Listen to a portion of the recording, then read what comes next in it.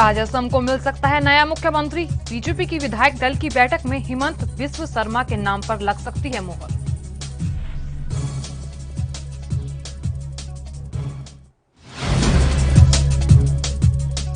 देश में नहीं थम रही कोरोना की रफ्तार। 24 घंटों में फिर से 4 लाख से ज्यादा नए केस आए सामने। 4000 से ज्यादा मरीजों की मौत।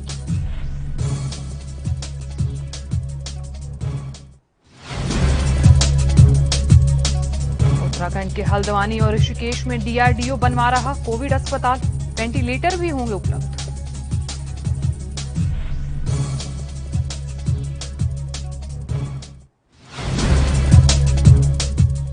और अफगानिस्तान के काबुल में स्कूल के पास हुआ बड़ा धमाका। हमले में 25 की मौत, कई घायल। मरने वालों में बच्चे भी शामिल।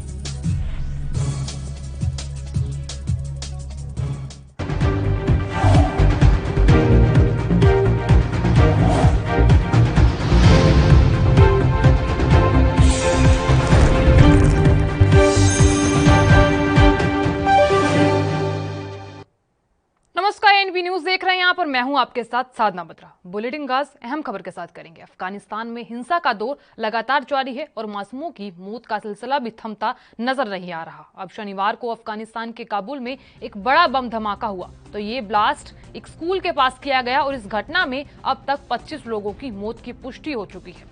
तो हैरानी की बात तो यह है कि इस कायराना हरकत के जरिए छोटे बच्चों को निशाना बनाया गया और अभी तक किसी भी आतंकी संगठन ने इस हमले की जिम्मेदारी नहीं ली है। जानकारी यहां ये मिली कि ये ब्लास्ट सैयद उल शुहादा हाई स्कूल के पास किया गया और स्कूल में दोनों लड़के और लड़कियां पढ़ने जाते हैं। तो यहाँ बताया जा रहा है कि सभी की टाइमिंग अलग है और स्कूल 3 शिफ्ट में काम करता है। दूसरी शिफ्ट में छात्राओं को पढ़ाया जाता है और बताया गया है कि इस हमले को भी उसी वक्त अंजाम दिया गया। ऐसे में मरने में कई छात्राएं भी शामिल हैं। बताया जा रहा है कि हमले के बाद अस्पताल शवों और घायलों से भर गया।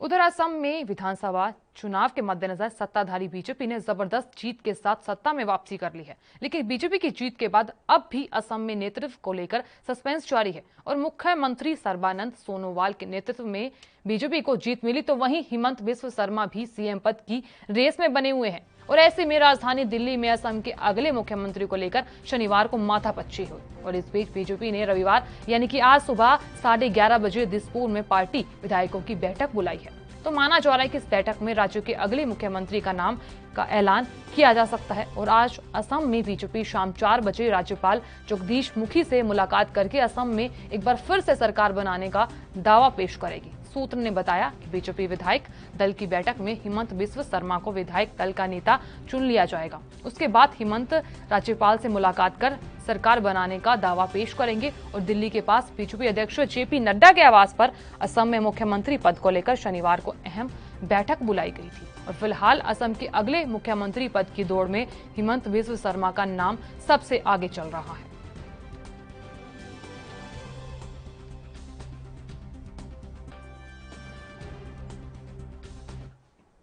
उधर कोरोना संक्रमण से जूझ रहा देश डीआरडीओ ने एक राहत बड़ी खबर सामने दी है। तो यहाँ बीते कई महीनों से कोरोना के दावों पर काम चल रहा था और अब इस दवा के इमरजेंसी इस्तेमाल की मंजूरी देश के लिए मिल रही है। बता दें ये दवा कोरोना संक्रमितों के रिकवर की तेजी से मदद करती है और ये दवा मरीजों की ऑक्सीजन पर निर्भरता भी रोकने में कारगर साबित हुई है। तो यहाँ बताया जा रहा है कि डीआरडीओ के वैज्ञानिक अनंत नारायण भट्ट ने दवा को लेकर क्या कुछ कहा, आइए दिखाते हैं आपको।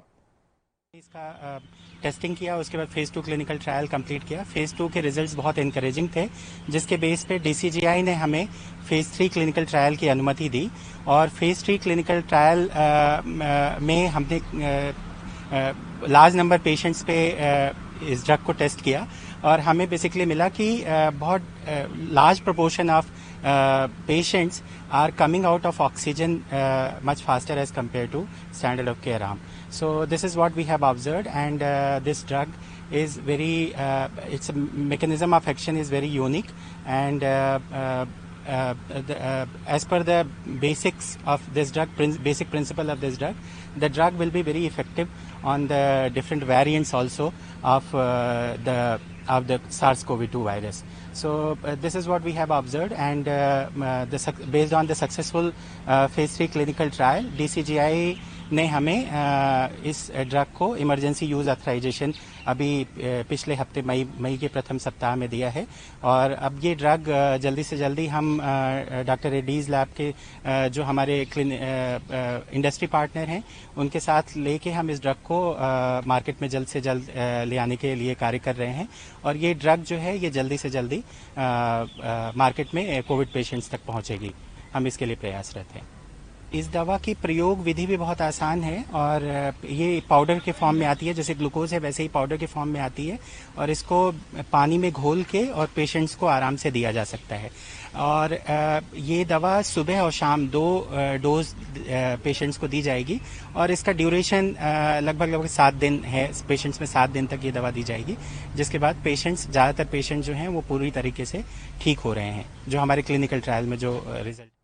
महाराष्ट्र के मुख्यमंत्री उद्धव सिंह ठाकरे ने केंद्र की मोदी सरकार पर बड़ा हमला बोला है। तो यहां कोरोना महामारी के बीच व्यवस्था को लेकर उन्होंने कहा कि नेहरू गांधी की वजह से भारत कठिन समय के खिलाफ लड़ पा रहा है। यहां मुख्यमंत्री ने साफ तौर पर कहा कि पंडित जवाहरलाल नेहरू, इंदिरा गांधी और मनमोहन सिंह समेत कई पूर्व प्रधानमंत्रियों की ओर से बनाई गई व्यवस्था के कारण ही आज देश को कठिन समय से पार पाने में मदद मिल रही है।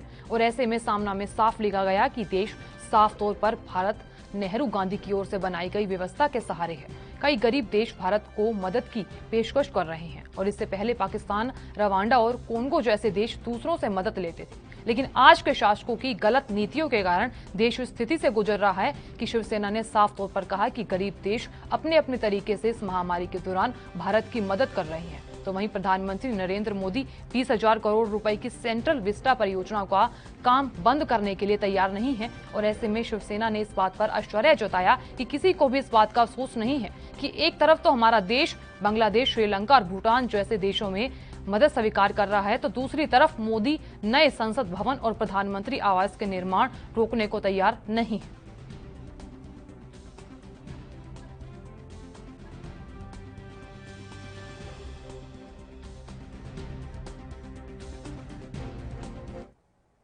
देश में कोरोना की दूसरी लहर के चलते बढ़ रहे संक्रमण मामलों के बीच सरकार ने सख्ती बढ़ाना शुरू कर दिया है। और ऐसे में एक बार फिर से लॉकडाउन का डर मजदूरों को सताने लगा है, जिसकी वजह से मजदूर लगातार पलायन करने को मजबूर हो रहे हैं। तो यहाँ बताया जा रहा है कि प्रवासी मजदूरों का कहना है कि अगर लॉकडाउन बढ़ा या फिर सख्ती हुई तो फिर से यहीं फंस जाएंगे। और यहाँ बताया जा रहा है कि अपने घर नहीं पहुंच पाएंगे। तो ये बात साफ तौर पर मजदूरों ने कही है। हरियाणा के रेवाड़ी के रेलवे स्टेशन पर प्रवासी मजदूरों की भीड़ उस वक्त उमड़ पड़ी जब राजस्थान के उदयपुर सिटी से बंगाल के जलपाईगुड़ी जाने वाली Udaipur city Jalpaiguri express railway junction के प्लेटफॉर्म पर पहुंची।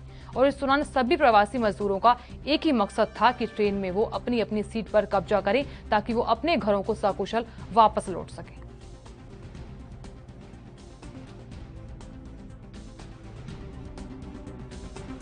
क्या नाम है आपका? हमारा नाम हसीना खातून है। ना क्या करते हो? हम तो कंपनी में काम करते हैं। अब कहाँ जा रहे हो? अब तो बिहार जा रहे हैं। क्यों? ये कंपनी बंद हो गई है, 1 तारीख से कंपनी बंद है तो जा रहे हैं लॉकडाउन के चक्कर से। अब लॉकडाउन कट रहे हैं। हाँ, यहाँ पर क्या खाएंगे? पिछली बार भी गए थे? पिछली बार नहीं गई थी, यही आगे पीछे करते करते कि अब लॉकडाउन खत्म होगी तो मैं जाऊंगी, अब खत्म होगी तो जाऊंगी। तो यहाँ क्या कितने लोग जा रहे हैं अभी आप? अभी है 18-19 आदमी। क्या करें, यहाँ पर भूखे मरेंगे। कौन सा सुविधा देता है यहाँ के लोग? हमें बिहार में भी जाएंगे तो अपना खेती गृहस्थी करेंगे, यहाँ क्या करेंगे? मतलब आप नहीं बढ़ ये सकता, तो हम घट नहीं सकता। बढ़ी सुनते हैं कि बढ़ ही रहा है, हमें कमेगा नहीं। कमने की उम्मीद होता तो हम क्यों कहाँ हो जाती? तो डर के मारे जा रहे ना अभी? नहीं, कंपनी बंद की, पेट में खाने के लिए मिलवे नहीं करेगा तो कहाँ यहाँ रह के क्या करेंगे? क्या नाम है आपका? हमारा नाम मोहम्मद इलियास है सर। इलियास क्यों जा रहे हैं आप यहाँ? हम जा रहे हैं सर, काम धंधा नहीं है। हम लोग जहाँ लगे हुए थे कंपनी ने जवाब दे दिया है कि आप काम कुछ दिन के बाद खुलेगा। तो हम सोचे कि हमें घर पे बच्चे के रिश्ता भी करना है, इस दौरान हम जाके ये भी कर ले। जब अगर ठीक ठाक होगा तो फिर लौटेंगे, नहीं तो फिर आगे देखा जाएगा सर। कहाँ जाओगे अब? हम बिहार जाएंगे। बिहार जाओ? कितने लोग अभी?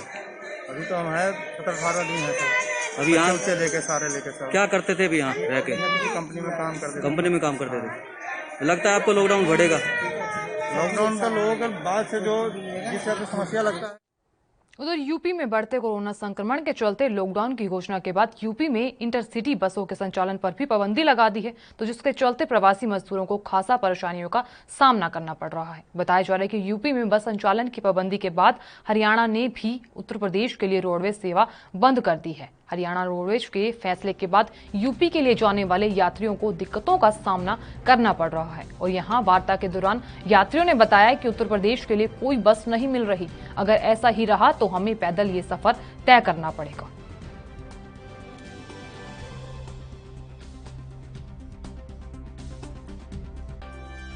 सर जी, अम्बाला से बैठे हम सहारनपुर के लिए।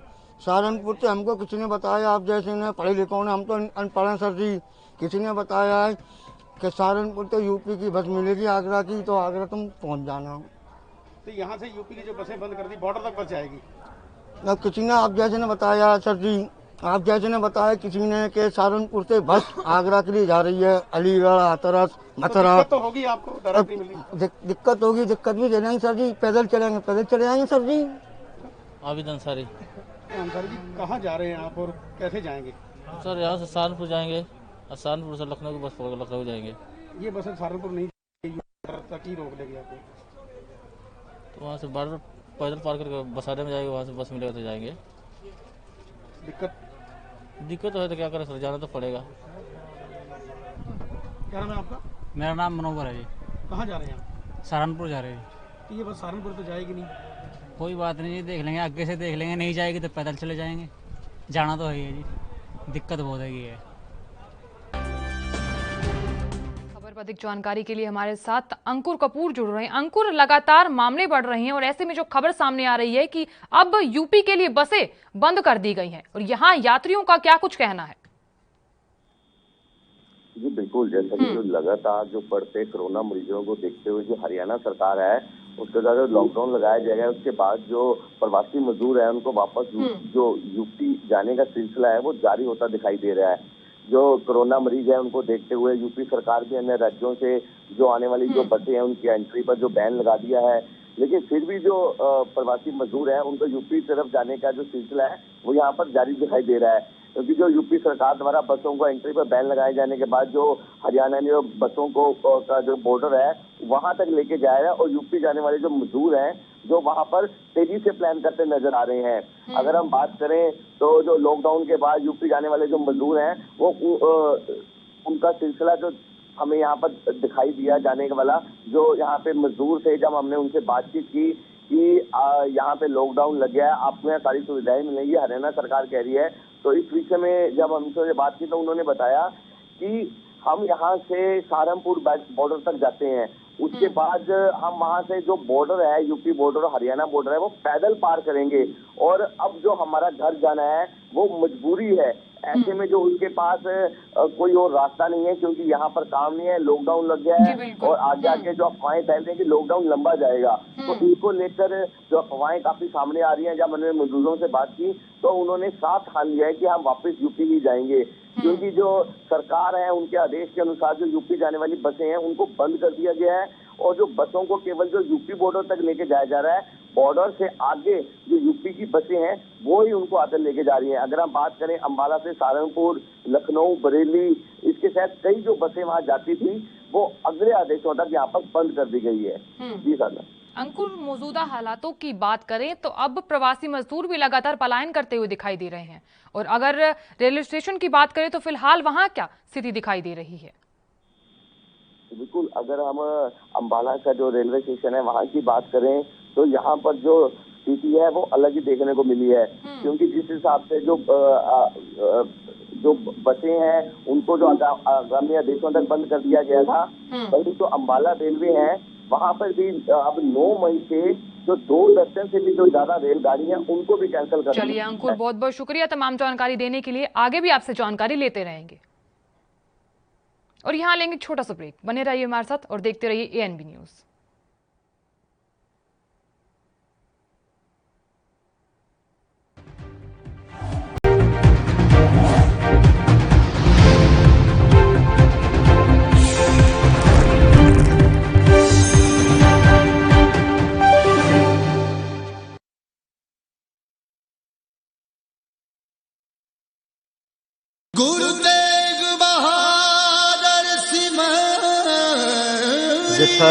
जाए बह मेरा सतगुरु सुथान सुहावा राम राजे।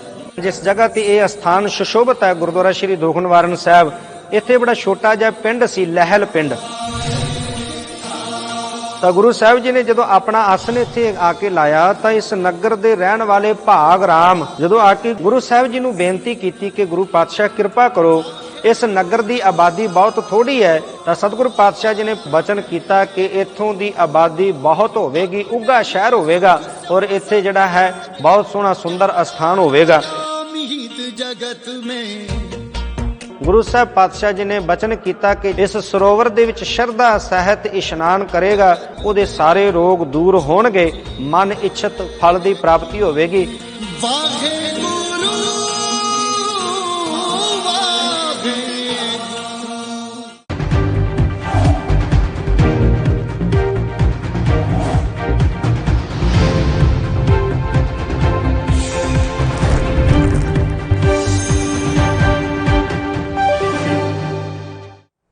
ब्रेक के बाद आप सभी का स्वागत है। खबरों में आगे बढ़ेंगे। कोरोना मरीजों से मनमाना किराया वसूले जाने की शिकायत के बाद नोएडा प्रशासन ने दूरी के हिसाब से एम्बुलेंस सेवा के लिए किराया निर्धारित कर दिया है। आपको बता दें, गौतम बुद्ध नगर की डीएम सुहास एलवाई ने कोविड मरीजों के लिए एम्बुलेंस की रेट लिस्ट जारी कर दी है और अब अगर कोई एम्बुलेंस चालक कोरोना मरीज या फिर उसके परिजनों से निर्धारित रेट से ज्यादा पैसे लेता है तो उसके खिलाफ कड़ी कार्रवाई की जाएगी। तो यहाँ जिलाधिकारी द्वारा शनिवार को जारी की गई किराया लिस्ट के अनुसार कोई भी एम्बुलेंस चालक 10 किलोमीटर की दूरी के लिए 1000 रुपए ही लेगा और साथ ही 10 किलोमीटर की दूरी के लिए ऑक्सीजन सिलेंडर वाली एम्बुलेंस का किराया 1500 रुपए होगा।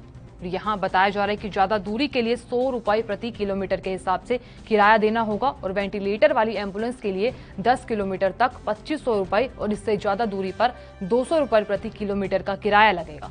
उधर बताया जा रहा है कि दिल्ली में भी निजी एम्बुलेंस सेवाओं द्वारा नाजायज रूप से किराया वसूलने की कई शिकायतें सामने आई और इसी को देखते हुए दिल्ली सरकार ने एम्बुलेंस का किराया फिक्स कर दिया है। आदेश का उल्लंघन करने वालों के खिलाफ सख्त कार्रवाई करने का निर्देश भी दिया गया है। दिल्ली के सीएम अरविंद केजरीवाल ने ट्वीट के जरिए ये बड़ी जानकारी सामने रखी।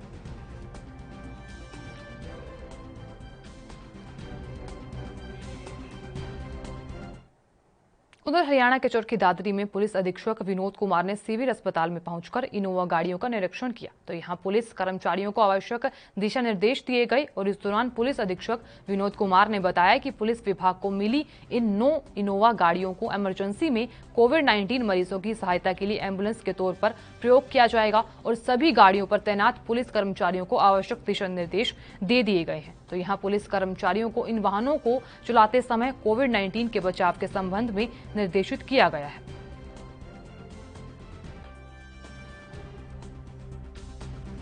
सभी को अगर किसी को भी हेल्प चाहिए कोरोना में मरीज को लाने ले जाने में तो फ्री एम्बुलेंस सेवा पुलिस जो है इसमें मुहैया करा रही है।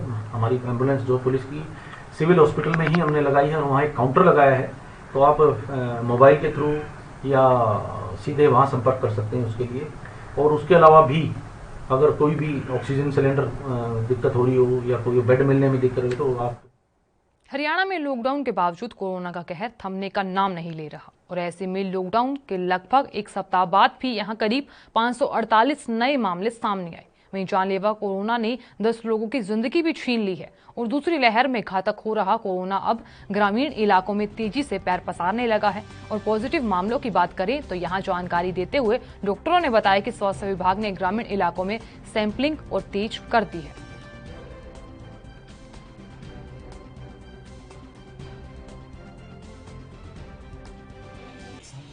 आज अंबाला जिला के अंदर 548 नए कोरोना के मामले नज़र आए हैं और रिपोर्ट किए गए हैं और जो टोटल डिस्चार्ज हैं आज वो 269 हैं और 10 मौत जो हैं रिपोर्ट की गई हैं।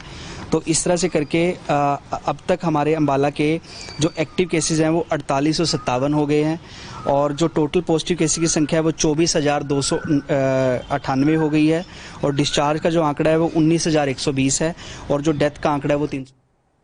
उधर अलीगढ़ मुस्लिम यूनिवर्सिटी से जुड़े एक और प्रोफेसर का कोरोना के चलते निधन हो गया। तो यहाँ बताया जा रहा है कि एएमयू लॉ फैकल्टी के dean professor doctor Mohammad Shakeel Ahmad का जवाहरलाल नेहरू मेडिकल के कॉलेज में इलाज के दौरान निधन हो गया और बीते 2 हफ्ते के अंदर एएमयू के 15 प्रोफेसर कोरोना की दूसरी लहर में अपनी जान गंवा चुके हैं। तो यहां यूपी के जौनपुर निवासी प्रोफेसर शकील समदानी ने यूपी बोर्ड से 10वीं और 12वीं उत्तीर्ण करने के बाद गोरखपुर यूनिवर्सिटी से बीए किया था और यहां इसके बाद अलीगढ़ मुस्लिम यूनिवर्सिटी से ही LLB, LLM और PhD पूरी की। तो यहाँ ये भी बताया जा रहा है कि एएमयू पर कोरोना की दूसरी लहर आफतों का पहाड़ बनकर टूट रही है और ऐसे में लगातार कोरोना का कहर भी जारी है। और बीते 2 हफ्तों की बात करें तो बीते 2 हफ्तों के अंदर एएमयू के 15 प्रोफेसरों को कोरोना की वजह से अपनी जान गंवानी पड़ी है। और इसी के अलावा एएमयू के मौजूदा कर्मचारियों और रिटायर्ड कर्मचारियों का आंकड़ा जोड़ा जाए तो इस महामारी से मरने वालों की संख्या 40 के ऊपर पहुंच गई है।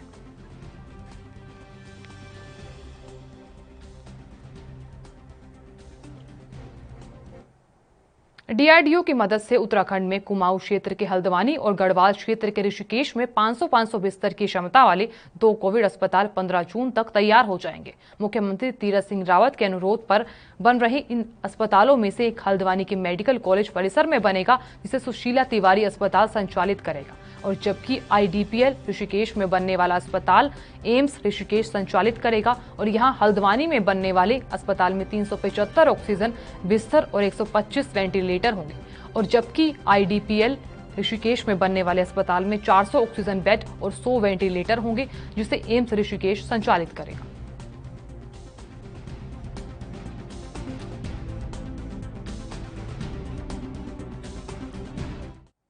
देश में बढ़ते कोरोना संक्रमण के चलते राज्य और केंद्र सरकार सख्त होती जा रही है और ऐसे में इसके चलते राज्यों में नाइट कर्फ्यू और लॉकडाउन जैसी संवेदनशील फैसले लिए जा रहे हैं। और वहीं केरल ने भी सख्ती बढ़ाते हुए 8 मई से 9 दिनों के लिए लॉकडाउन लगा दिया है।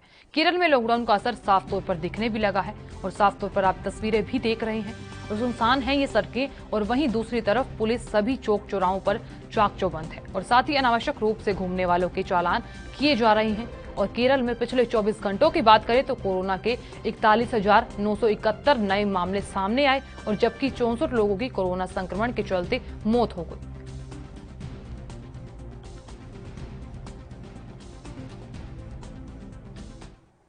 उधर यूपी के अमेठी में मतगणना के 5 दिनों के बाद जिला पंचायत सदस्य के वार्ड नंबर 28 से जीता हुआ प्रत्याशी हारा और हारे वाले प्रत्याशी को जीत का प्रमाण पत्र मिला।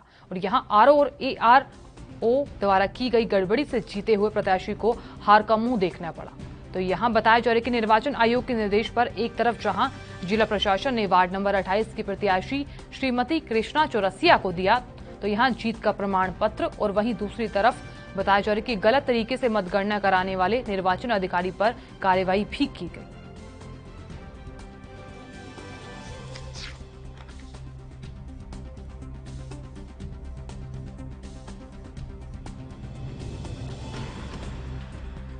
तो यहाँ यूपी के अमेठी में मतगणना के 5 दिनों के बाद जिला पंचायत सदस्य के वार्ड नंबर 28 से प्रत्याशी हारा और हारे वाले प्रत्याशी को जीत का प्रमाण पत्र मिला। तो बताया जा रहा है कि RO और ARO द्वारा की गई गड़बड़ी से जीते हुए प्रत्याशी को हार का मुंह देखना पड़ा। तो बताया जा रहा है कि विजयी प्रत्याशी को जीत का प्रमाण पत्र मिला है और यहाँ जीता हुआ प्रत्याशी हारा गया है और हारा हुआ जीता गया है। तो यहाँ निर्वाचन आयोग के निर्देश पर एक तरफ जहां जिला प्रशासन ने वार्ड नंबर 28 की प्रत्याशी श्रीमती कृष्णा चौरसिया को दिया गया जीत का प्रमाण पत्र, और ऐसे में बताया जा रहा है कि ये तस्वीरें भी आप साफ तौर पर देख पा रही हैं जहां श्रीमती कृष्णा चौरसिया को जीत का प्रमाण पत्र दिया गया है। और ये पूरा मामला यूपी के अमेठी का बताया जा रहा है।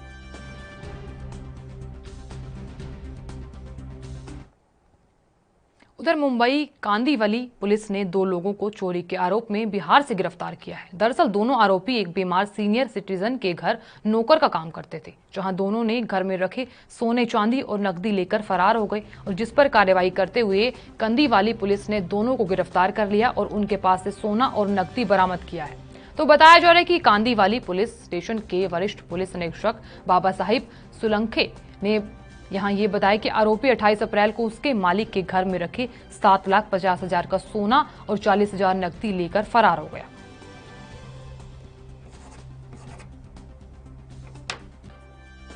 बिल्डिंग में एक नवीन मिस्त्री करके रहते हैं, उनको पार्किंसन का बीमारी थी, तो उनको केयर लेने के लिए एक श्याम सुंदर करके यादव उनके पास काम करता था। लेकिन वो अपने रिश्तेदार दूसरा यादव अश्विनी और राहुल यादव को काम पे रख के वो गांव चला गया और राहुल यादव ने उनके घर से कुछ गोल्ड घड़ी कैश ये चोरी करके वो बोला कि मेरी औरत की मौत हो गई है और निकल गया। अभी उसको पार्किंसंस का दिमाग ये बीमारी था, उसके ऊपर से वो जो बाजू से ऊपर इधर उधर वो देख नहीं सकता था, उसका फ़ायदा उठा के उसने घर में चोरी करके वो चला गया था। जब उसकी लड़की घर में आई तब पता चल गया कि चोरी हो गया है, तो उन्होंने पुलिस स्टेशन में कंप्लेंट दर्ज किया। तुरंत हमने उसका मोबाइल ट्रैक करना चालू कर दिया, तो ये पता चला कि जो चोरी करके आरोपी भागा है वो ट्रेन से जा रहा है। तो तुरंत हमने सुपेरियर से परमिशन लेके तुरंत हमारा टीम PSI सूर्या पवार और टीम बिहार गए। अब बिहार से 2 आरोपी को पकड़ के लाया, कुछ सामान हस्तगत किया है, बाकी कुछ सामान हस्तगत करना बाकी है। फिलहाल के लिए इतना ही। आप देखते रहिए ANV न्यूज़। नमस्कार।